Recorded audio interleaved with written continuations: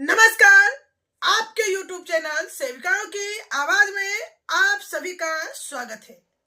बिहार के सांसद सुदामा प्रसाद जी ने एक बार फिर लोकसभा के शून्यकाल में लोकसभा के महासचिव से आंगनबाड़ी सेविकाओं के मानदेय को लेकर बड़ा मुद्दा उठाया है।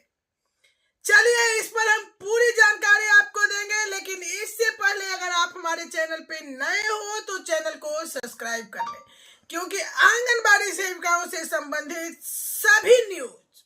सभी प्रकार के न्यूज सेविकाओं की आवाज चैनल के द्वारा प्रसारित की जाती है। तो मुद्दा बहुत बड़ा है, क्योंकि लोकसभा के महासचिव को शून्यकाल में इन्होंने अनुरोध पत्र लिखा है। मैं वो पत्र भी आपको दिखाने जा रही हूँ। आंगनबाड़ी सेविकाओं का मानदेय 21,000 और सहायिकाओं का 15,000।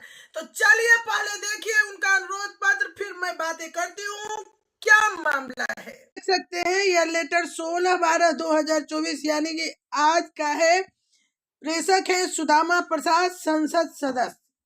महासचिव को इन्होंने लिखा है, सेवा में महासचिव, लोकसभा, नई दिल्ली। महोदय, मैं अनुरोध करता हूं कि मुझे आज सभा में शून्यकाल के दौरान अविलंबनीय लोक महत्व का मामला उठाने की अनुमति दी जाए। अनुमति प्रदान किए जाने पर मैं मामले को संक्षेप में निम्नवत उठाऊंगा। यानी मामला आंगनबाड़ी का है। देख सकते हैं ICDS के तहत खोले गए आंगनबाड़ी केंद्र योजना के 50 साल पूरे होने वाले हैं। केंद्र सरकार की इस योजना के तहत कार्यरत सेविका और सहायिका के मासिक मानदेय में राज्यवार काफी भिन्नताएं हैं। मतलब हर राज्य में काफी भिन्नताएं हैं।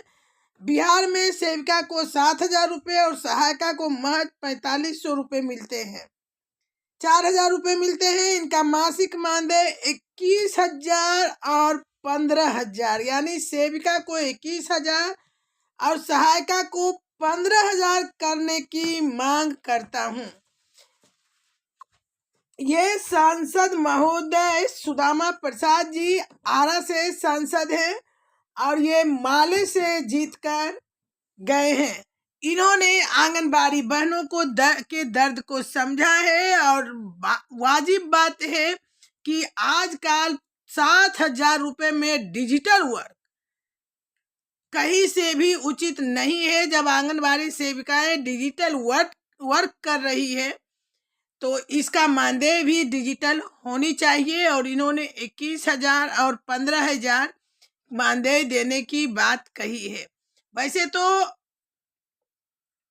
आप देख रहे हैं कि लोकसभा हो या विधानसभा, हर जगह आंगनबाड़ी सेविकाओं के लिए मांग लगातार संसद और विधायक महोदय से उठाए जा रहे हैं, लेकिन मोदी सरकार के कान में अभी तक कोई असर इसका बात का नहीं पड़ रहा है। बात करते हैं महिला की, महिला सशक्तिकरण की, महिला को आगे ले जाने की, लेकिन महिला जो आंगनबाड़ी सेविका 100% इसमें महिला ही है वर्कर, उसके बावजूद इनका मानदेय ये 4,500 रुपये सालाना दे रहे हैं, जो बहुत ही निंदनीय है। क्योंकि 50 साल पूरे होने जा रहे हैं इस कार्यक्रम का, लेकिन आंगनबाड़ी सेविकाओं का मानदेय अभी तक 50,000 रुपये नहीं किए गए हैं।